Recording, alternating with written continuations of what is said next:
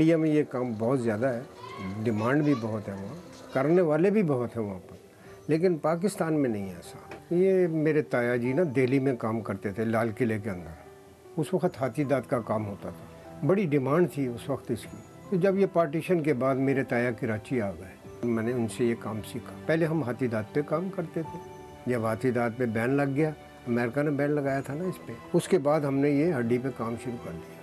असल काम जो है ये मुग़ल दौर से चला हुआ, इंडिया से ही आया ये काम। दिल्ली लाल किले में के अंदर बहुत काम होता था, ये 20-20, 50-50 लोग काम करते थे वहाँ पर। अब ये हड्डी है, हम हड्डी लेकर आते हैं, हम बाज़ार से लाते हैं, कुछ लोग यहाँ हमें दे जाते हैं। बोंग पाई की पाक साफ हड्डी होती है, तो इसकी हर शय बनाते हैं हम, तमाम अशिया बनाते हैं। बाहर के मुल्कों में जाती है, कुछ लोग लेकर जाते हैं, इटली भी जाता है, चिली भी जाता है, तुर्की भी जाता है, मैक्सिको ज़्यादा जाता है। इस माल की ये कंडीशन है, लेकिन हमें उजरत कुछ नहीं मिलती इसकी। जैसा पीस हो उसकी उजरत है। अब ये पीस है आपके पीछे पड़ा हुआ, ये इसकी 100 रुपये उजरत है। अब ये मुश्किल से 6 पीस शाम को बनते हैं, सुबह से शाम तक मेहनत करें तो फिर ये 6 पीस बनते हैं। असल कमाई वो लोग कर लेते हैं जो बाहर जाते हैं।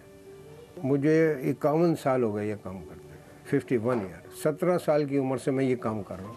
गली के अंदर सारे मकान बने हुए हैं, मेरा घर नहीं बना हुआ। उसमें भी ये है कि आप लोग कमेटियाँ शमेटियाँ डाल के अपना किसी बाल बच्चे की शादी कर लेते हैं, यही कुछ होता है।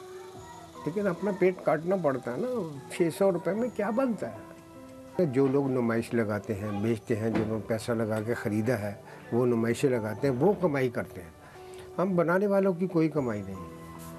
हमें अगर इसकी उजरत सही मिले तो फिर तो ठीक है।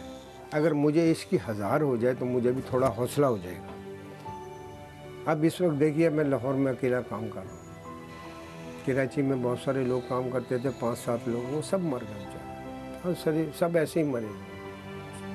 किसी को कैंसर हो गया, किसी को कुछ हो गया, ऐसा मर। 7 माह हो गए इस घुट में तकलीफ है, लेकिन काम करना पड़ता है।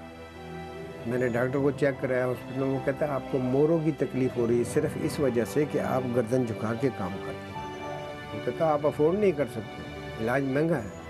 कमाई अगर नज़र आए तो बच्चे भी इंटरेस्टेड हो जाएंगे इसमें। तो मैं समझता हूँ कि मेरा ये काम जो है ना मेरे साथ ही दफन हो गया।